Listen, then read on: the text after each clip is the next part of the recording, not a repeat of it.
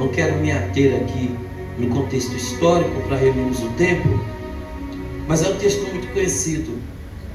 Eu vinha no caminho e estava inserido no meu coração um outro contexto, uma outra mensagem, mas chegando aqui no decorrer do culto, o Espírito Santo foi trabalhando no meu coração e o Espírito Santo inseriu esse texto no meu coração.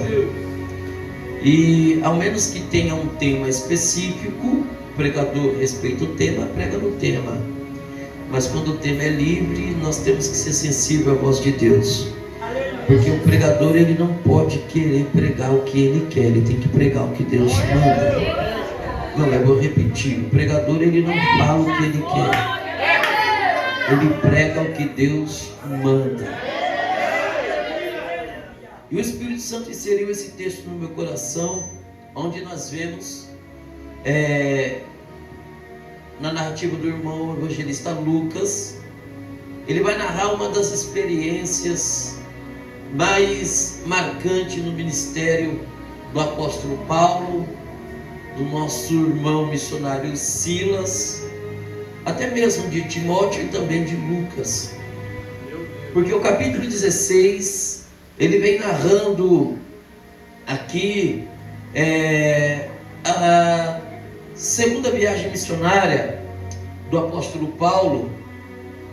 E a primeira viagem missionária, Paulo vai com Barnabé, mas logo Deus os direciona para um outro destino. E nessa segunda viagem missionária, o apóstolo Paulo, ele chega em Derbe e se reúne ali. Possivelmente Lucas estava também inserido nesse contexto, embora o texto não diz explicitamente, mas nós podemos ver pela forma de se pronunciar. Se foi Lucas que escreveu Atos, como possivelmente foi, então nós observamos que Lucas também estava inserido nessa obra missionária. Por quê? Porque se nós observarmos, nós vamos perceber que o evangelista Lucas, ele vai dizer que fomos, ele vai usar a expressão fomos, passamos, como no versículo 10 ele vai dizer procuramos. A expressão fomos, passamos, procuramos, isso indica que o escritor, ele está inserido dentro desse contexto. Então Lucas também estava. Chegando ali em Derbe e em Listra, Paulo, ele se encontra com o jovem Timóteo, recém-convertido, que se espelhou no ministério do apóstolo Paulo, e Deus está preparando Timóteo também para a obra. Aleluia. Paulo pega Timóteo, leva Timóteo à circuncisão por causa de alguns judeus críticos, e ali ambos saem para o campo missionário. E nós observamos que logo eles passam por algumas cidades, e até que chegaram na cidade de Frígia, passaram pela província da Galácia, e quando chegaram na província da Galácia, Paulo tinha o propósito de ir pregar na Ásia, mas o Espírito do Senhor, eu vou repetir, mas o Espírito do Senhor, há uma dúvida sobre, em algumas linhas teológicas, porque existem 3 tipos de espírito: o Espírito de Deus, o Espírito do homem e o Espírito do diabo. O escritor aqui, ele não usa a expressão Espírito do Senhor nem Espírito Santo, mas há um código aqui. E qual é o código? Todas as vezes que a Bíblia fala do Espírito do homem, ela está escrita com letra minúscula. Quando fala do Espírito imundo, está escrito com letra minúscula. Mas todas as vezes que qualquer texto bíblico vai falar acerca do Espírito do Senhor, ou o Espírito Santo, está escrito com letra maiúscula. Então Paulo, ele quer ir pregar na Ásia, mas o Senhor, o Espírito do Senhor, o impediu que ele fosse. Por quê? A obra de Deus, embora Paulo, ele quer ir para a Ásia, ele não quer ir tirar um lazer. Paulo, ele quer ir para a Ásia, ele não quer tirar umas férias, ele quer ir pregar. ele quer anunciar o reino, ele quer fazer a obra de Deus. Mas nós precisamos entender, Paulo, que mesmo se tratando da obra de Deus, não é feita do jeito que eu quero, não é feito na hora que eu quero, pastor José Pérez. Me perdoe pela sinceridade, com toda humildade de alma, Deus nos inseriu dentro de um contexto no campo missionário, compomos alguns grupos, e esses dias estávamos numa conferência missionária e o Espírito Santo implicou o meu coração a dizer algo. Muita gente pensa que ir fazer a obra de Deus, que ir para o campo missionário, ou até mesmo dentro do contexto local, dentro da igreja, é decidido no tempo e na hora que eu quero. Eu vou fazer porque é para Deus, eu vou ir porque Deus está mandando. É um perigo muito grande. Às vezes nós olhamos e eu estou sentindo de fazer isso para Deus. Paulo, ele estava no seu coração o propósito de ir fazer para Deus. Ele queria ir para a Ásia pregar o Evangelho, mas o Espírito o impediu. Por que, pregador? Não sei, o texto não diz, mas eu posso aplicar e acreditar que Deus quer ensinar o apóstolo Paulo que, mesmo se tratando da obra de Deus, eu tenho que estar debaixo de um direcionamento. Mesmo se tratando da obra do Senhor, tudo tem que ser debaixo de um direcionamento. É Deus que envia, é Deus que manda, é Deus que levanta, é Deus que dá o dom, é Deus que capacita, é o Espírito Santo que coloca, é o Espírito Santo que diz: vai, e eu vou aplicar isso aqui. Olha, eu nunca vi, ainda está para nascer na história, quem pode parar quem Deus chamou para ir. Está para nascer na história, quem pode derrubar quem Deus levantou. Está para nascer na história, quem pode segurar quem Deus chamou para crescer. É por isso que Deus vai usar o profeta Isaías dizendo: ainda antes que houvesse dia eu sou, e não há quem possa fazer escapar das minhas mãos. Operando eu, quem impedirá? Levanta a mão que eu vou profetizar. Deus te chamou para ir, ninguém te segura. Deus te levantou para ser, ninguém te para. Deus te chamou, está chamado. Deus levantou e ninguém vai te derrubar. Mas esteja debaixo do direcionamento. Se Deus disser vai, vai.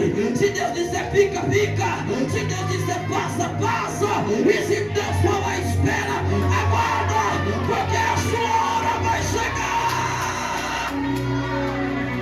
Deixa eu ver quem vai levantar a mão para o céu e vai dar glória para Ele. Deixa eu ver quem veio aqui para adorar. Cadê você?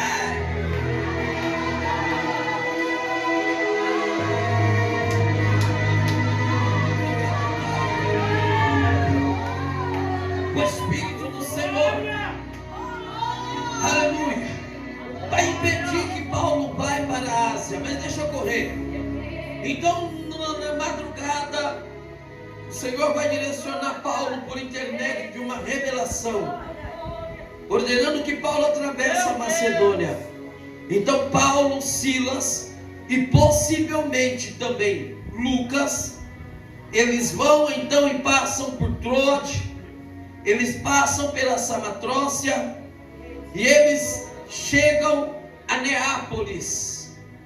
Chegando nessas regiões, Deus vai direcionando o apóstolo Paulo, Deus vai direcionando Silas, Deus vai direcionando Lucas, e ambos começam a fazer a obra do Senhor, até que num sábado eles vão a um lugar de oração. E chegando naquele lugar, eles encontram uma certa mulher, uma irmã chamada Lídia, vendedora de púrpura da cidade de Tiatira. E ali Paulo, ele vai evangelizar a irmã Lídia.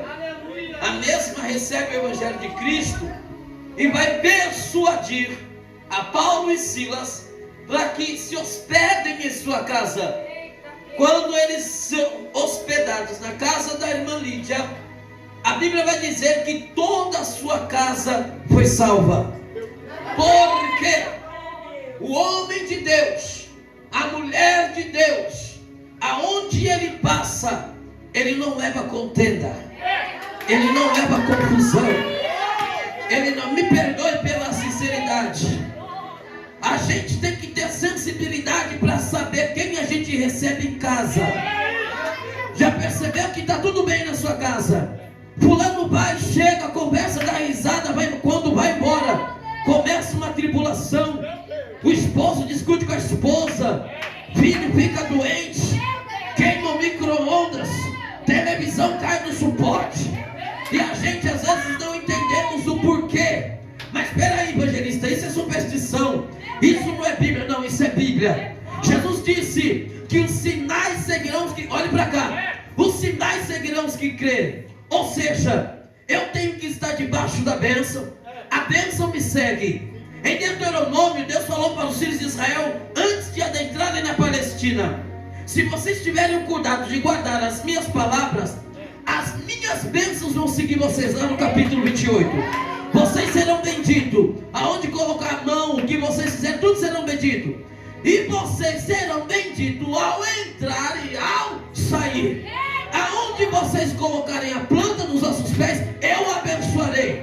Agora olhe para cá, não tem meio termo. Ou carrego comigo a bênção, ou eu carrego comigo a maldição. Quem não carrega consigo a bênção, carrega a maldição, não tem meio termo. Ah não, eu sou meio lá, meio cá. De noite eu carrego a bênção, de dia a maldição. A bênção não divide território. Ou eu estou debaixo da bênção, ou eu estou debaixo da maldição. Se aonde eu colocar a planta dos meus pés, estando debaixo da bênção, Deus vai abençoar. Se eu não estiver debaixo da maldição, debaixo da bênção, aonde eu chegar, a maldição acompanha. Já percebeu que tem gente que a confusão procura ela? Às vezes ela nem quer confusão, mas basta chegar no ambiente que dá briga, dá fofoca, porque não está debaixo da bênção. Mas quando você é direcionado por Deus e você está debaixo da bênção, aonde você chega tem salvação, aonde você chega tem sinais, aonde você chega lá para o cão. Deixa eu fazer um ato profético. Isso aqui não é misticismo não, é ato profético. Olha para a sola do seu, olha para o seu pé, olha para o seu pé. Quem acredita nessa? Olha para o seu pé. A bênção não está só na mão não, olha no pé. Balança o pezinho assim, balança. Diga bem alto: Satanás, sai da frente, serpente. Ou então eu vou pisar na sua cabeça, porque eu estou debaixo da promessa. Pai, deixa eu ver quem pegou isso aqui. Levanta a mão. Eu vou profetizar. Não se assuste quando você passar na encruzilhada, a vela apagar sozinha.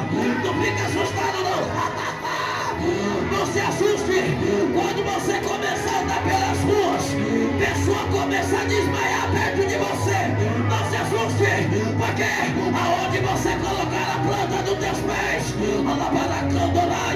Deus vai te entregar o território. Deixa eu ver quem recebe. Tem gente que nem para receber a unção de Deus presta. Levanta a mão, meu filho, prega isso daí. Agora.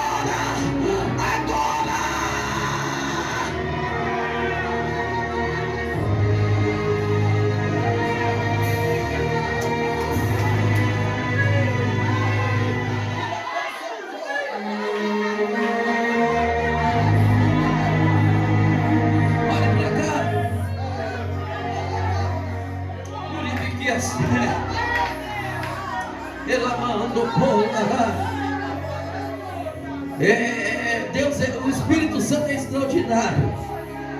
Por isso que eu não uso esboço para pregar. Você começa a pregar, o Espírito Santo começa a dar revelação e o negócio vai fluindo. E tem que deixar fluir por onde o Espírito quer. O caminho é Ele que faz. Olha para cá.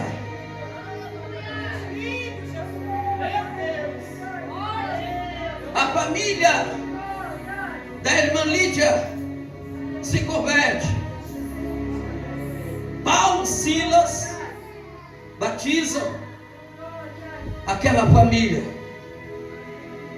E Lucas vai narrar que todos os dias Paulo e Silas, eles saem para a oração e eles saem para pregar.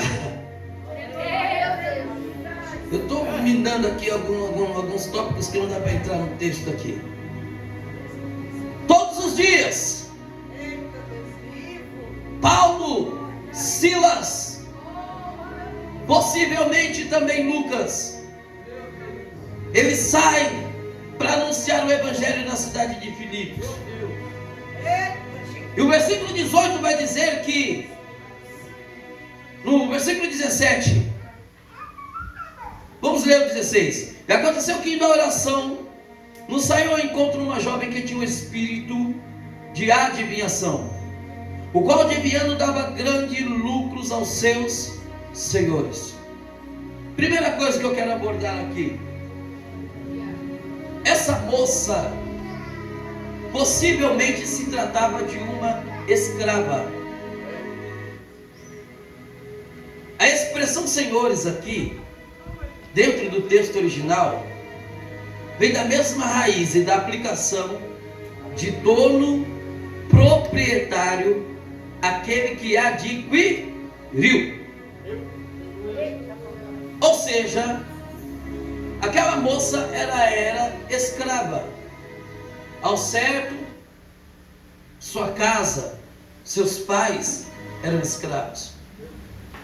Em algum momento da história, aquela moça foi possuída por um espírito de adivinhação. Qual a característica desse espírito de adivinhação?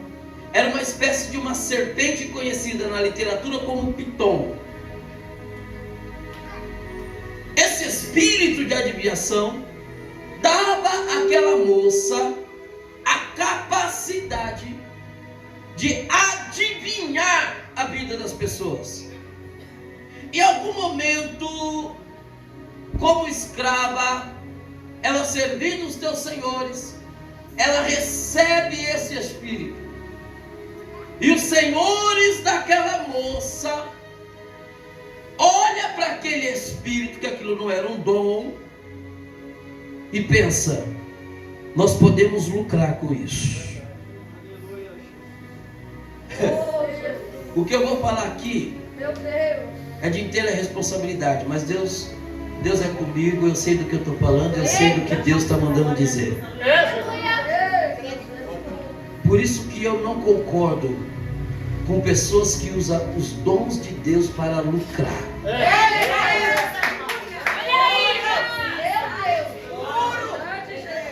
Se trouxer uma oferta, eu entrego a revelação. Está repreendido. Faz o Pix, que Deus vai me passar tudo, eu vou entregar. Está repreendido.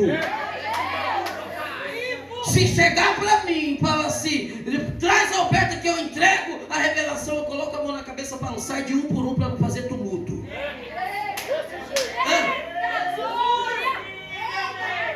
Está repreendido.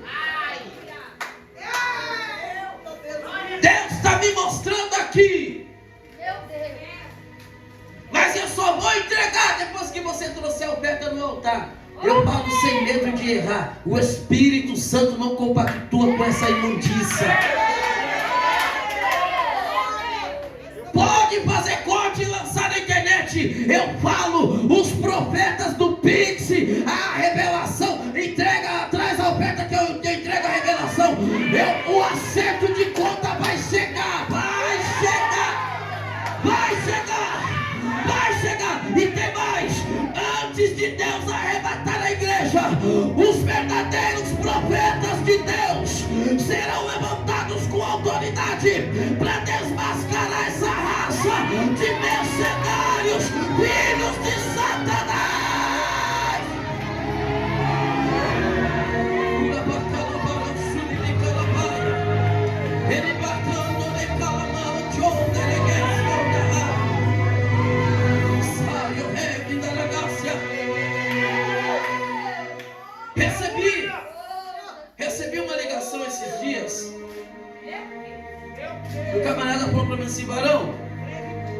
Tem um amigo meu que está com uma igreja e ali em Jandira, e ele quer fazer 3 dias de cruzadas, e ele quer convidar o senhor.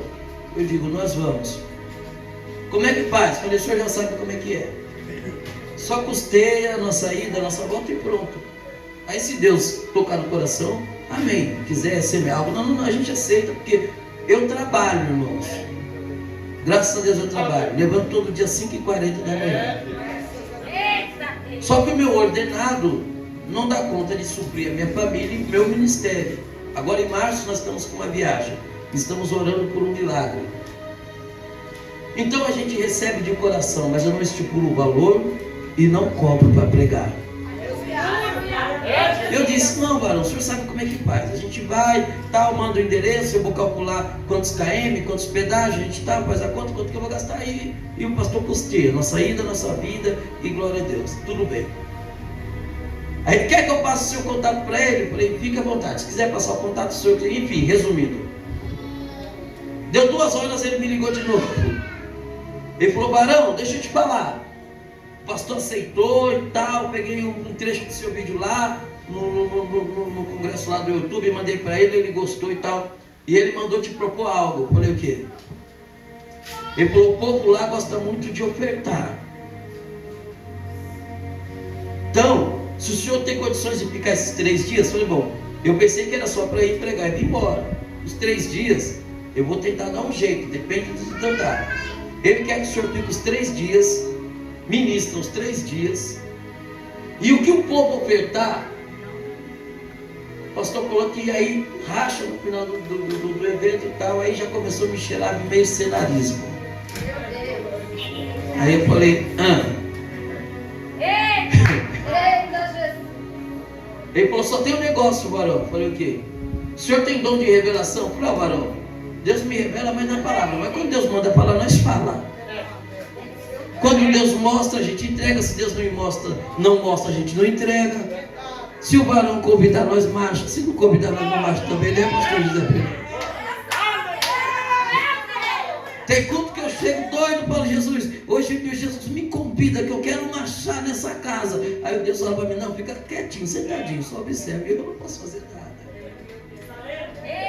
Eu falei, então, porque o pastor, o líder, quer que alguém que tem um dom de revelação ativo. Para quê? Você ministra a oferta e segura a revelação. Conforme o povo for ofertando, o Senhor vai ministrando, o Senhor vai entregando a revelação e o povo vai ofertando. Irmãos, eu mostro aqui para quem quiser ver. Eu falei, varão, sinceramente, eu não preciso disso não.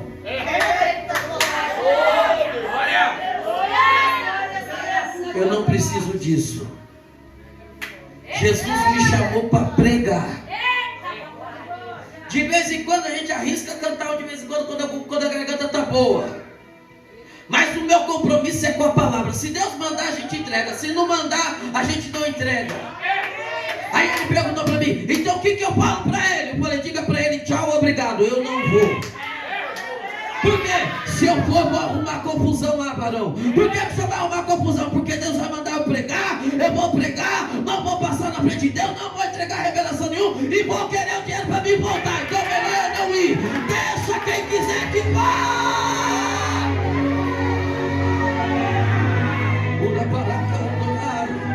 Não estou preocupado, não quero saber, não estou preocupado.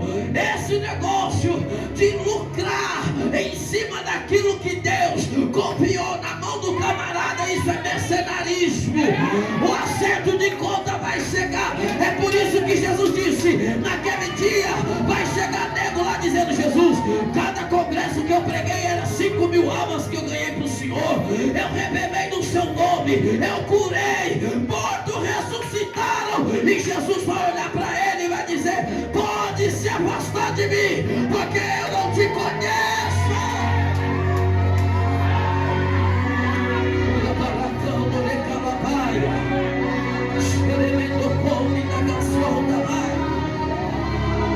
Mas deixa eu correr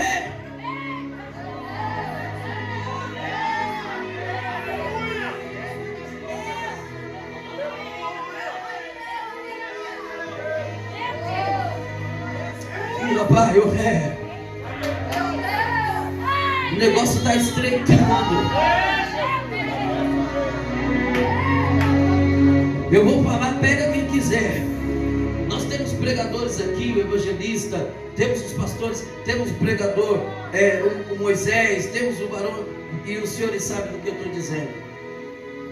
Semana passada, Deus falou comigo: pode começar a peneirar. Eu não te quero ali, não te quero lá, não te quero lá, não te quero lá.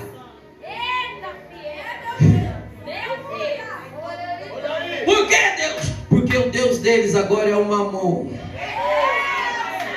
A alma não interessa mais. O que interessa é lucratividade. A alma ninguém quer saber mais. Daquele que está lá do outro lado da rua, ninguém vai lá buscar ele porque ele não tem renda. Ninguém vai lá profetizar para ele porque não tem cartão de crédito. E Deus falou para mim: sai de lá, porque o que eu tenho contigo não é no meio desses mercenários.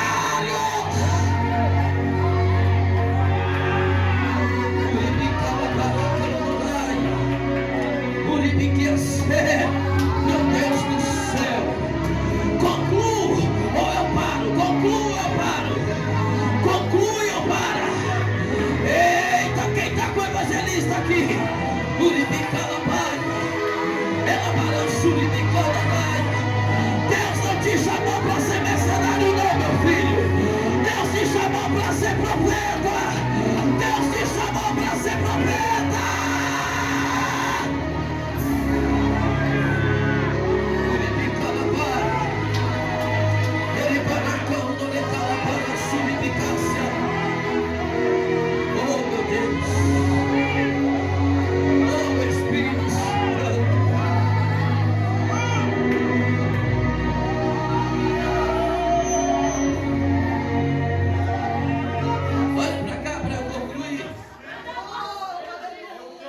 Eles olham e dizem: nós podemos lucrar com isso daí.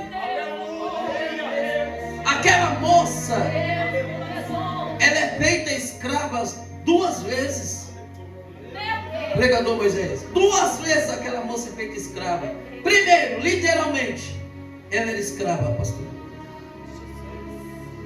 E espiritualmente, ela se torna escrava também. Por quê? A lucratividade não vinha para ela, ia para os seus senhores.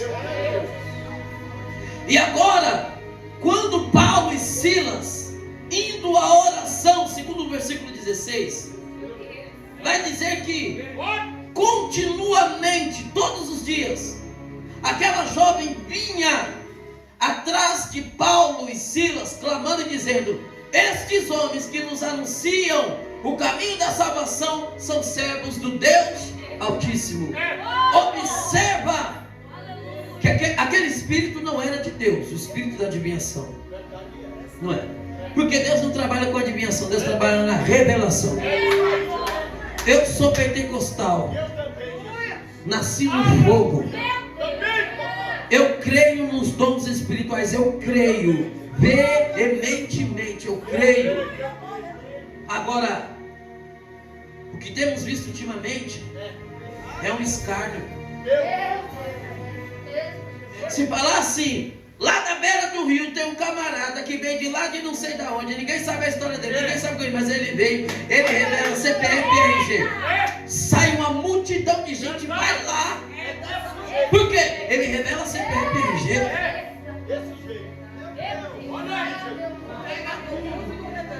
E o trabalhar, o mover, os modos operantes do espírito de adivinhação é uma imitação da revelação de Deus. Porque o diabo, ele é especialista em imitar. Irmão, coloca uma coisa na sua cabeça: o diabo não é criador, ele é imitador. Qual é a diferença do criador para o imitador? Criador só existe um. Nem o homem, nem o diabo, ninguém. Criador, por quê? A expressão criador, o que significa criador? Aquele que traz à existência algo simplesmente do nada. Ele não precisa precisa de uma matéria-prima para criar algo. E o único que lá no Bereshit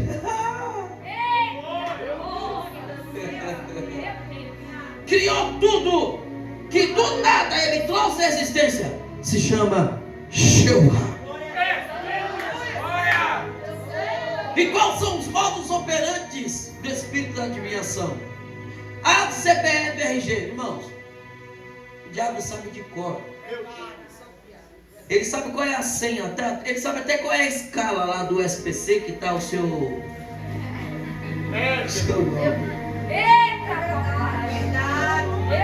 Ah, nossa, mas ele revelou algo que aconteceu há 10 anos atrás. O diabo, ele existe desde o princípio.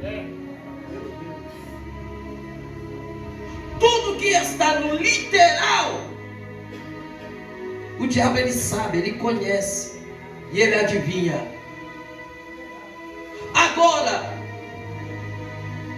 o profundo, o oculto e o subconsciente, só o Espírito Santo pode revelar.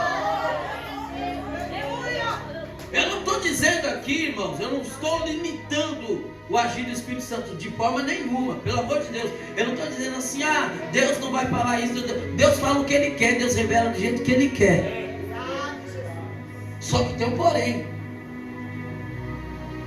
Eu tenho que ter discernimento.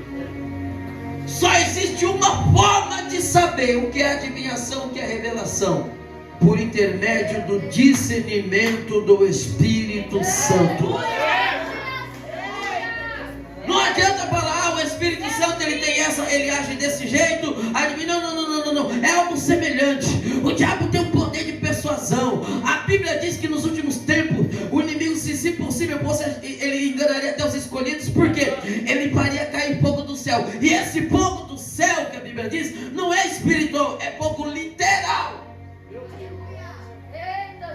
Então só tem uma forma de saber quando é Deus e quando não é buscando o dom do discernimento. É por isso que a igreja não pode deixar de buscar os dons espirituais. Entre eles, evidentemente, o dom do amor, isso aí, o amor é fruto do Espírito, que segundo Gálatas 5, isso aí eu tenho que ter como cristão. Não vou entrar nesse mérito. Mas entre os dons espirituais, o dom do discernimento, o dom de interpretação de língua, esses dons são dons que estão escassos, pastor, nas nossas igrejas. Eu ainda sou do tempo que a igreja fazia, irmão, nós vamos começar uma campanha. Não era da prosperidade, não era da casa própria, não era, não. Nós vamos começar a campanha, a busca dos dons espirituais. E essa campanha era feita debaixo de oração. A igreja via 7 horas da noite orando, e às vezes terminava 10:30, porque Deus batizava os irmãos não conseguia parar de falar em línguas, não conseguia parar de pular, e o diabo passava na calçada do outro lado e tinha que cair. Mas essa preocupação de ética, de não pode pular para não escandalizar, não pode marchar na igreja, cortar cana não pode, não, tem lugar por aí que você não pode falar em língua estranha, tem lugar por aí que você não pode, mas só que enganar os outros pode, pegar o que não é dele pode, fofocar da vida dos outros pode, mas Deus ainda tem os seus remanescentes, a igreja de Cristo que busca os dons e vela pelos dons espirituais. Os dons são armas espirituais para não sermos persuadidos por Satanás.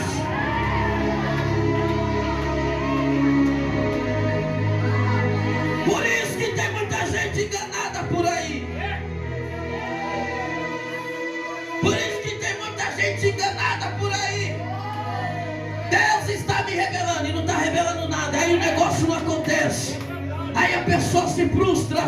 Irmãos, eu já vi literalmente, com toda a simplicidade de alma. Esse ano eu completo 26 anos pregando a palavra do Senhor. 26 anos pregando a palavra do Senhor. Pregando a palavra do Senhor. Senhor, aproximadamente 28, 29 anos de cristão. Nesses 26 anos pregando a palavra do Senhor, tivemos o privilégio de viajar a alguns estados, estamos na obra do Senhor até aqui, nos ajudou o Senhor. Nesses 26 anos eu já vi gente perder família, perder emprego, porque a Deus revelou, o irmão revelou, Deus falou, e não era Deus, e a pessoa perdeu tudo, teve prejuízo, saiu da igreja. Por quê? Porque não busca os dons de discernimentos de espírito. Mas aqui não, aqui não, aqui tem fogo no altar, aqui tem fogo na nave da igreja, tem profetas de Deus aí, tem profetisas de Deus aqui na frente. Cadê você que vai dar glória e colocar o demônio do engano para correr?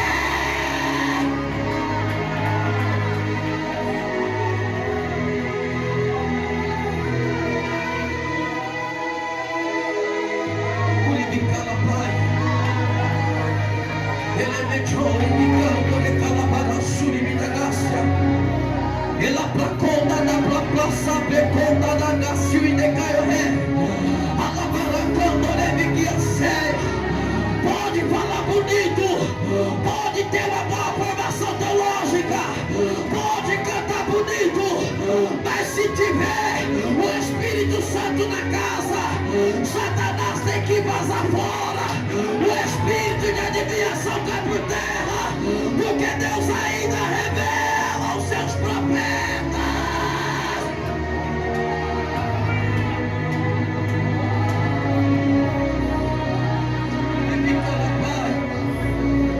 Ela mandou conta da bacana, barriou sempre da Gácia. Fechei a Bíblia. Fechei.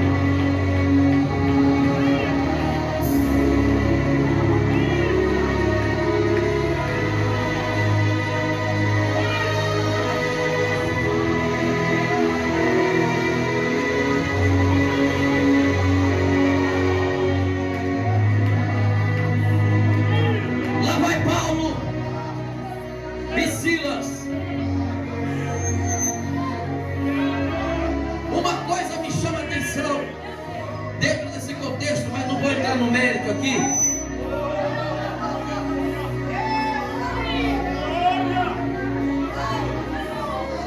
Uma coisa me chama a atenção,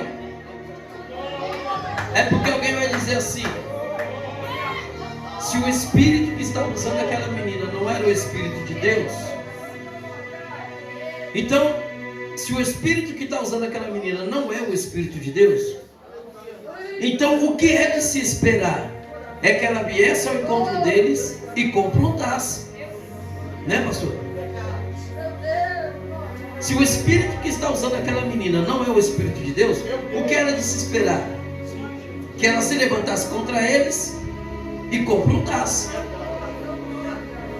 Só que no versículo 17, ela não confronta.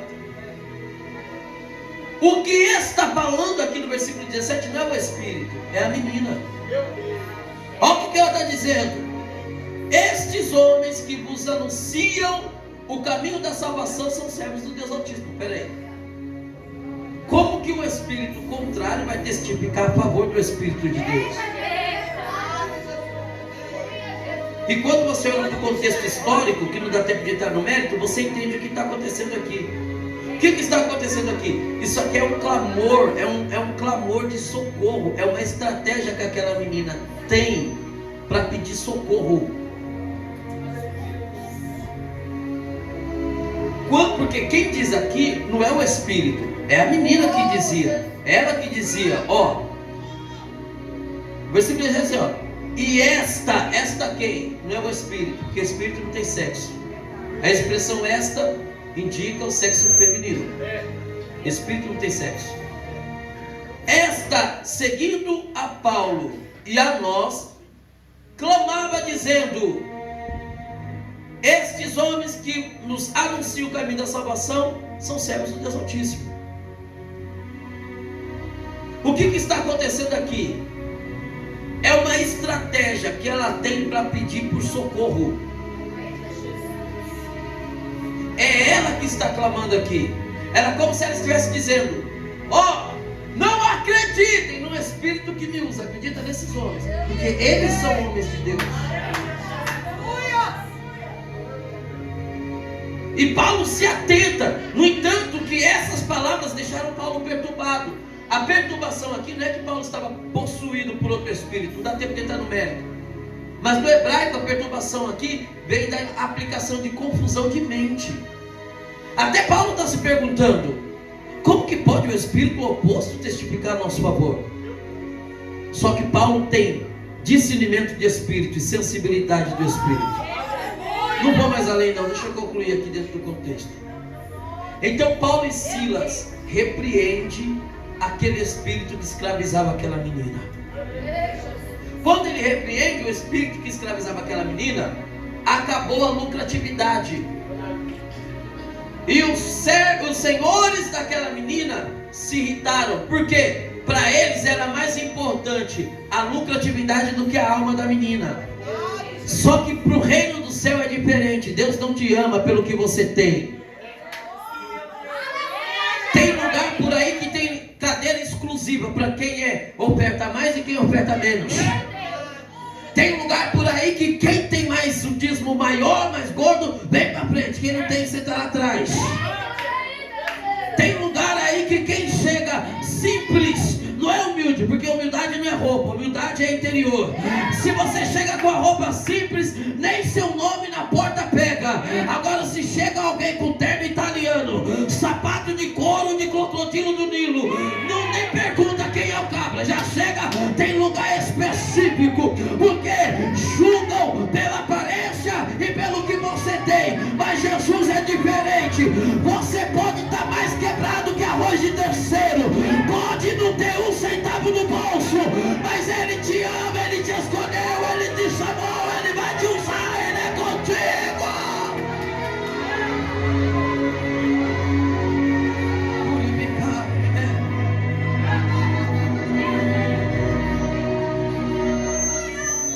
Iraram-se. Isso se resultou na prisão de Paulo e de Silas. Não dá tempo mais de falar. Foram açoitados. Eu queria falar um pouco sobre o açoite, mas não dá tempo, deixa para uma outra oportunidade. O açoite foi feito com um instrumento de açoite naquela época chamado azarrague. Era um pedaço de madeira de aproximadamente 60 centímetros, com 4 tiras de couro. Outra hora a gente explica melhor sobre isso. Foram lançados no cárcere interior. Cárcere interior, o que é o cárcere interior? Dentro do Império Romano, do regime romano naquela época, os cárceres interiores era onde eram colocados os infratores considerados de grande periculosidade. Era alguém olhava e dizia assim: esse cabra é perigoso, põe lá no cárcere interior. O cárcere interior era no fundo de uma gruta, cavado numa rocha. Lá no fundo, não tinha iluminação. Um lugar úmido. E lá tinha um tronco aonde os prisioneiros eram gemados as mãos para cima. Embaixo daquele tronco tinha uma fenda, um buraco, uma cava. E ali era colocado o pé do prisioneiro. E ele era acorrentado. Para quê? Para ele não sentar, não deitar, não dormir. E o pé dele dentro daquele buraco ia inchando. Aquilo era uma espécie de tortura. Quando Paulo e Silas chegou, disseram assim: joga no cárcere interior. Por quê? Eles apresentavam risco à sociedade? Não. Eles eram um perigo para o inferno. Por isso que Deus te tirou lá do funk. Por isso que Deus te tirou da vida louca, meu filho. Por quê? Lá você fazia, acontecia. E Deus te trouxe para cá. Porque hoje você apresenta uma ameaça terrível para o inferno. E o diabo te persegue. O diabo olha e diz: tem que parar ele. Por quê? A hora que esse menino aprender a pregar, o inferno dizendo: a hora que esse menino começar a pregar, não sobra uma alma para nós. Olha a pombagira dizendo: a hora que essa menina começar a cantar e começar a pregar, nós não vai baixar mais em canto nenhum. Mas Deus está dizendo: pode vir o inferno e peso, porque você será uma bomba atômica na mão do Eterno. Com a permissão dos pastores, fiquem de pé. Paulo e Silas estão presos. Olhe para cá. Estão aprisionados. Primeiro, sem dever, sem cometer crime nenhum. A prisão de Paulo e Silas, principalmente se tratando de Paulo, foi uma injustiça, não apenas pelo fato deles não terem cometido crime nenhum. Mas sabe por quê? Porque a lei dizia naquele tempo que se você tivesse cidadania romana, você não poderia ser açoitado. E Paulo, ele era judeu, mas tinha cidadania romana. Ele não podia ser açoitado. Quem sabe quando pegaram Paulo e Silas e levaram para serem açoitados, pastora, talvez Silas falou para Paulo assim: Paulo, é o seguinte, você não precisa passar por isso, porque você tem cidadania romana. Eles podem até te prender, mas não podem te açoitar. Faz o seguinte, Paulo, deixa que eu apanho sozinho. Exerce o seu direito. Reivindica o seu direito, Paulo. Mas quem sabe Paulo olhou para Silas e disse: não, Senhor.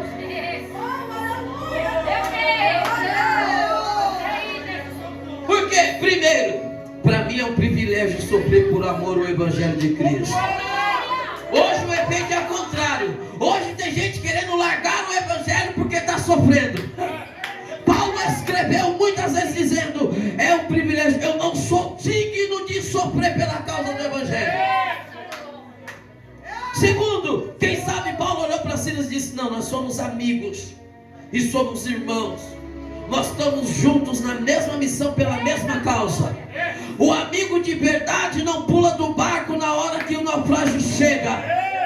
O amigo de verdade não é aquele que fica te bajulando quando está tudo dando certo. O amigo de verdade não é aquele que fica todo dia furando a sua boia quando você está nas vacas gordas. O amigo de verdade é aquele que, mesmo podendo livrar a sua pele, ele olha para você e diz: nós vamos sofrer junto, vamos apanhar junto, vamos chorar junto e vamos vencer.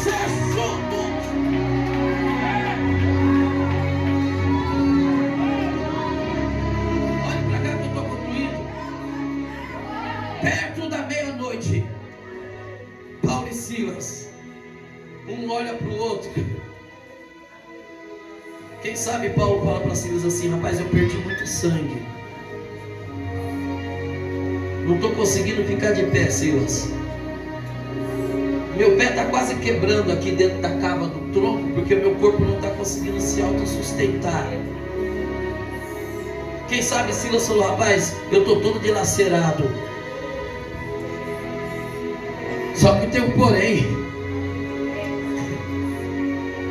A gente ainda tem voz. Podem prender a nossa mão, podem prender o nosso pé, podem nos açoitar, mas não podem calar a voz de um adorador.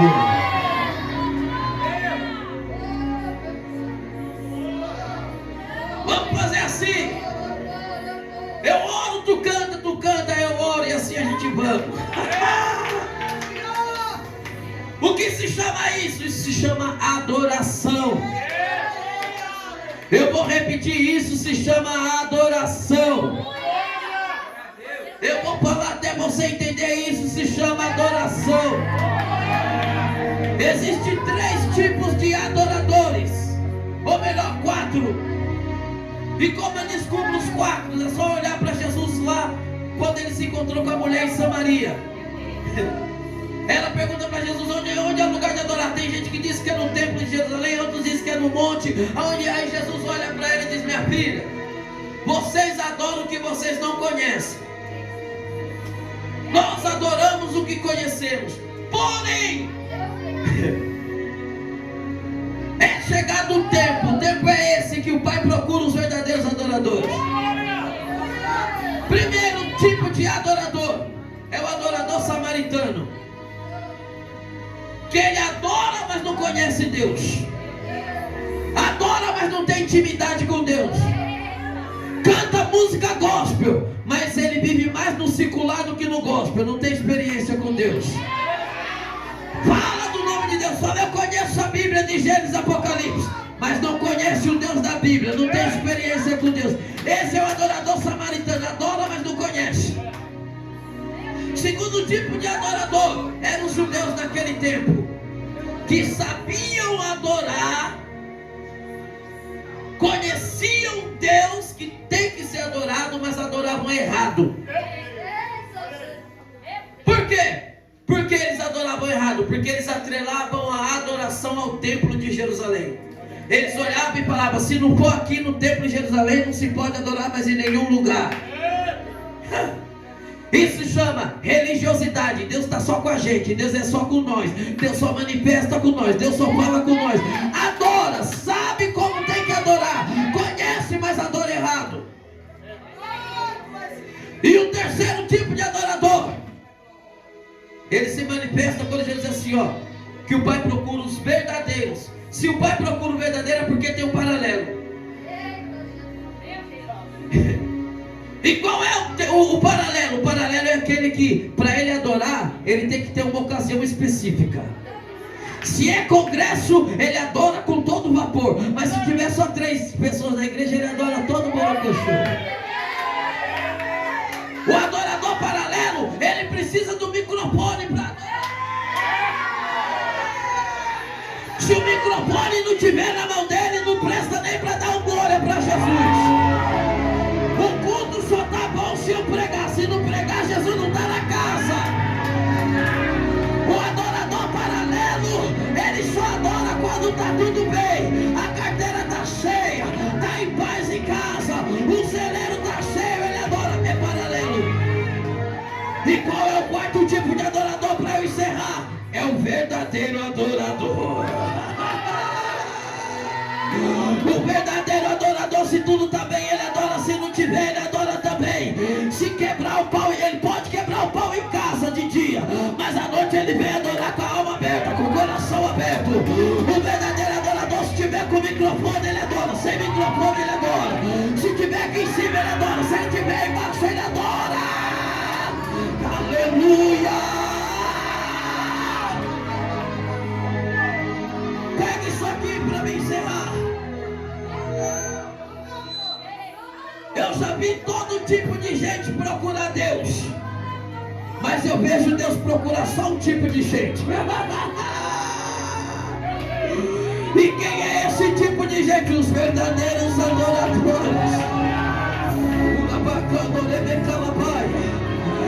Aleluia, só para encerrar. Meu Deus, eu preciso encerrar agora. Olha para cá. Aí Paulo e Silas adoram. Quando eles adoram, o que acontece? As portas das cadeias se... As portas da cadeia se... Se você soubesse o peso que tem a sua adoração,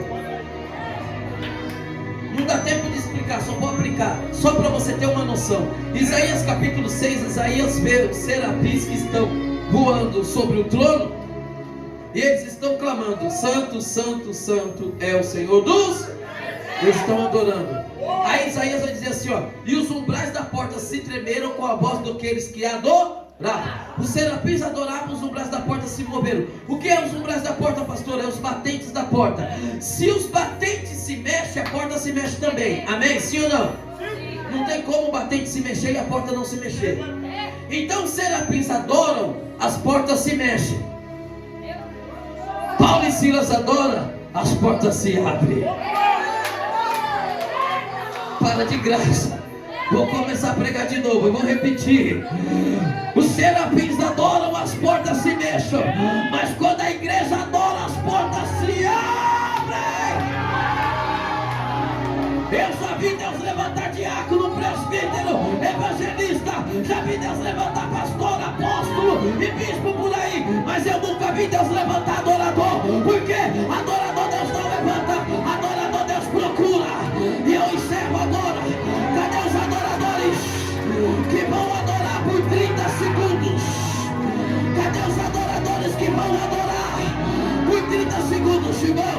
Já passou a hora, eu sei. A gente está fazendo uma horinha extra, só uma horinha extra. E Jesus é o patrão que paga por correção e juros. Então só mais 30 segundos. Cadê os verdadeiros adoradores? Enquanto você adora, as portas se abrem. Eu não sei se vocês acreditam no Labacalabaia, mas enquanto essa jovem adorava ao Senhor, eu ouvia barulhos de correntes, e Deus dizia para mim: fala para ela que eu não chamei ela para ser estrela, mas para ser adoradora. Toda vez que ela louvar o meu nome, eu vou mover o sobrenatural. Cadê? Eu vou deixar você adorar. Deixa eu entregar o microfone enquanto você adora. Uribicalabai, Alabarachuribicalarábia. Cadê os verdadeiros adoradores? O vida que eu sei, Alabaracandonai. Adoração não se resume no estilo de música. Adoração é honra, é entregar a honra a quem é devido. Então entrega a glória que é dele. Enquanto você adora, ele visita teu filho.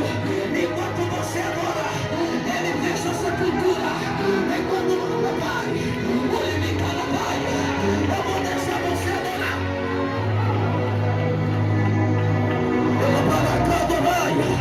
Prepassaio, revidamia saio, alabaria sé.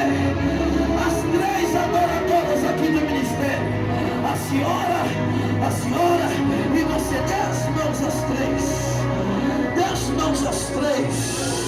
Uibicando, lebecalabaia, alabaria suribidácia, abracando, recalabai. Assim diz o Senhor. Se preparem, a Deus da Gaia saio. Eu via vocês cantando em aramaico, eu via vocês cantando em inglês, mas pastor Renato, eu não estudei o idioma, não tem problema.